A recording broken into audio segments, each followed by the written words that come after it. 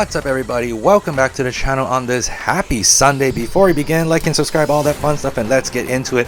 That's right, this is the penultimate team before a finale next week or so, coming up very soon. So I appreciate all the support on the channel so far at this Scarlet Violet Wi-Fi battle series. Feel free to check out the playlist in the channel. Just go to my channel, click playlist if you want to go and recap any of the other teams that I have done over the past year and a half or so. I forget how long it's been, but yeah, it feels like it's been 2 years almost, maybe at this point.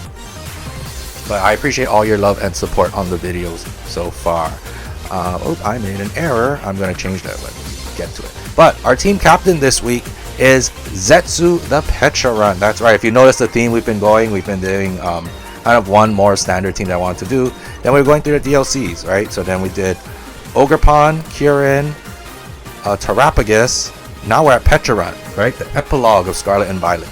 So let's see what we have in store for our opponents today. So Pecharunt is the new poison ghost type rather. OU, very defensive mon here, as you can see. 88 stats across the board, but in its defense base, 160 defense. Honestly, this thing is very annoying to deal with. We dealt with Pecharunts in the past before. It is a physical specimen with that rocky helmet or with that black sludge, right? Constantly being able to just deal toxic plus confusion, and then you get those lucky confusion hits, right? Then it starts racking up with the toxic damage. So, and then pair that with Hex, it just does a lot, right? So Pecharunt is here to just be a disruptor here. As preluded to, Rocky Helmet is an item of choice, but don't be surprised, and I'm pretty sure we're going to do this. We're going to just have Black Sludge instead, because I know you see Corvus. Corvus is likely our leftovers. I don't want to run double Rocky Helmet here, simply because I want a wall, and then I kind of want a wall that also does a lot of annoying things. So that's what Pecharunt's going to be. So we'll be running Black Sludge in this one. Here, Parting Shot to get the hell out of there. Toxic to activate Poison Puppeteer, which causes confusion when we poison something. Recovery for longevity. Recovery plus Black Sludge heals up everything, because 88 HP is, I mean, it's okay. You know, it's not 90, but it's okay. So it's going to heal up quite a bit, but it's better than like 65 on Spiritombs and whatnot. And then Hex to pair with the Toxic to deal, what is that, 65, so 130 base power damage with Toxic, and then that just racks up with the poison damage, right? So that's what Zetsu is here to be. It's to be one of our defensive walls.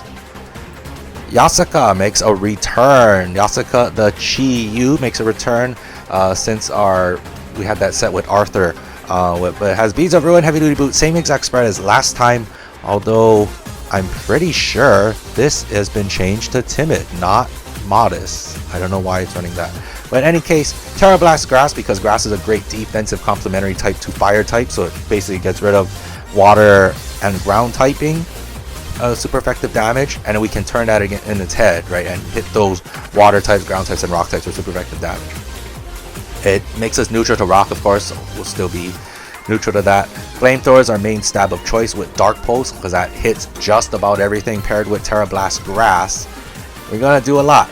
Beads of Ruin already lowers special defense by 0.75, so you pair that with a +2 nasty plot coming from a base 135 special attack. There's not a lot of things, even resisted things, that really want to take it, especially in the mid to late game when stuff is really starting to take damage. So paired with Stealth Rocks and whatnot and just good chip, Chi-Yu has a great potential to sweep this week. Making a debut is Shiitake the Breloom, not running Focus Sash. We are running the Loaded Dice. And now you're thinking that sounds a bit odd, and I agree, it does sound a bit odd. But also, let's just go over Breloom really fast, right? Breloom is a staple for BDSP and Gen 4. Not so much Gen 5 started falling off there, but it is a fantastic mon because it has access to Spore, right? In recent gens, it has access to Technician, which boosts our 60 base power moves and lower by 1.5. So Rock Tomb, yeah, 30. It's a 90 base power Rock move. Mach Punch is 60, right? Bullet Seed is about 37.5, right? But those little chunks of base power boost goes a long way paired with that 130 attack. We're running Jolly because Breloom is only 70 speed. It is quite middling. But we're also running Swords Dance to get ourselves a +2, making this effectively a 260 base power Breloom, firing off 35.7 times 5, which is, I'm going to assume, is over 150 base points of damage. Rock Tomb, which is going to just hurt a lot thanks to Terra typing into Rock type, so we get another stab boost. And then Mach Punch for priority. Breloom kind of looks nigh unstoppable if he gets up to speed. I switched out Hisuian Decidueye for Breloom just because it hits a little harder and it's 10 points faster at the cost of bulk.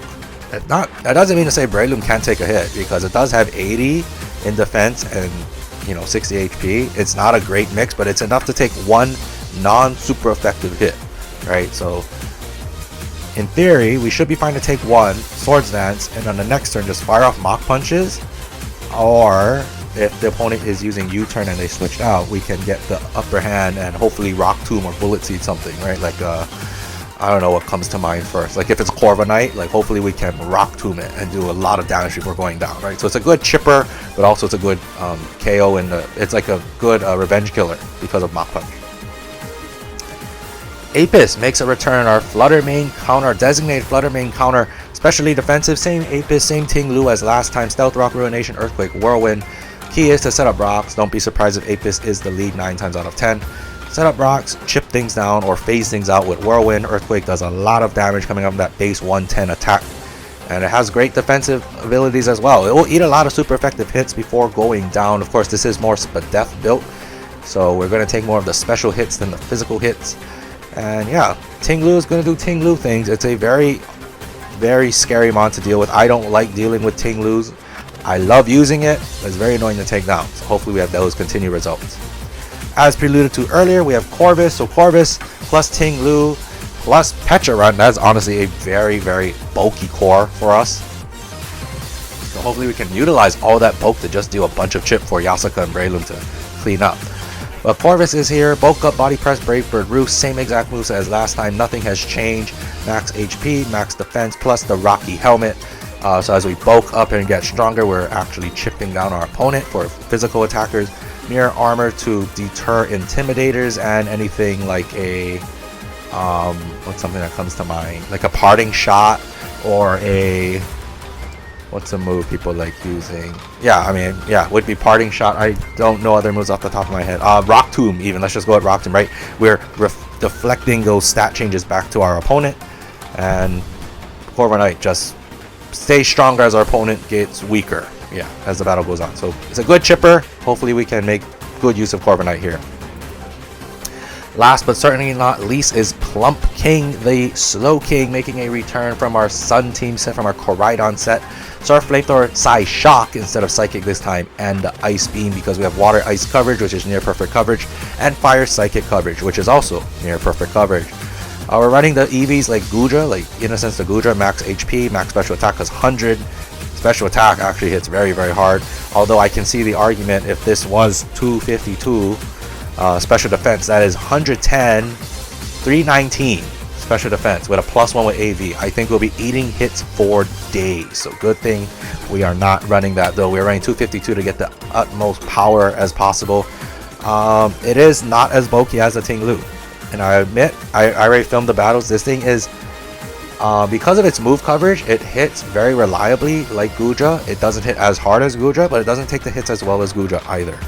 So, make of that as you will. Maybe in the future, if we use Plump Kings in future battles, this will become a careful nature, just full invest in the Spadef. But for now, it is just going to be modest as we've been running AV sets. And let's go reload the Pokebase. Here's the team in all of its glory here. Second to the last team, of course, Zetsu, Yasuka, Shiitake, Apis, Corvus, and Plump King is your team for this week. A very, very bulky team. Pecharunt, Ting-Lu, Corviknight, and Slowking. Very bulky mons and very hard-hitting attackers with Yasuka and Breloom. Although on the physical side, we are hitting a little bit slower than we would like, but it does hit more reliably than Hisuian Decidueye, and also the damage it deals, it's just nuclear damage. So hopefully this team can perform and we'll go 5-0 this week, but wish us luck. Thank you guys again for watching, all the support. Again, the Wi-Fi battle series is ending very soon, so please show a lot of love for this main series staple for the channel. But thank you guys again for watching and all the support. I will see you all in the battles. Until next time, goodbye for now. Have a great rest of your Sunday.